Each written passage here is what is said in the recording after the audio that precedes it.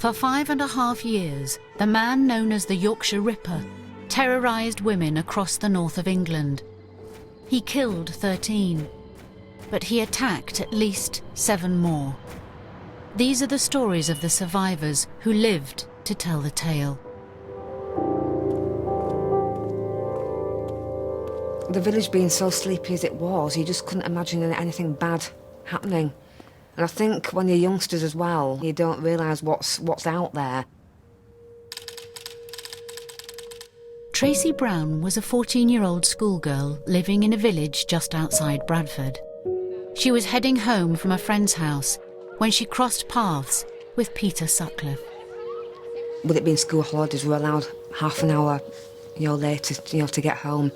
Normally it was about 10:15, and we were allowed to be home for 11:15. Because, there were still fairly light nights as well.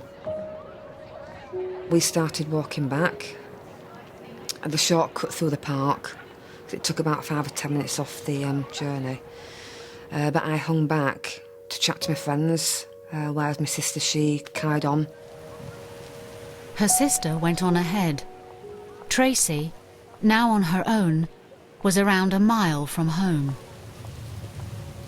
I decided to take my shoes off because my feet were aching. And then I just happened to look up and I saw this chap walking towards me, and he just stood opposite me just for a few seconds. But I remember how dark he looked.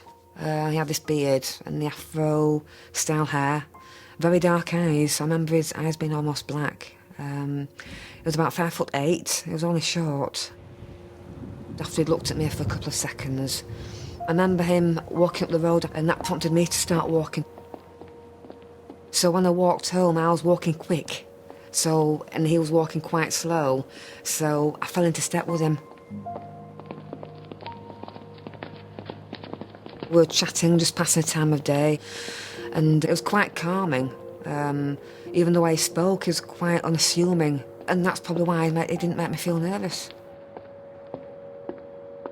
Every so often he'd hang back to either tie shoelaces or blow his nose. This happened about 3 times. It didn't feel that I was in a dangerous situation. It didn't make me feel uncomfortable, even though I knew he was a stranger. And it was just about 50 yards from the gateway. I could actually see the farm. He hung back again, and I just turned round to thank him for his company.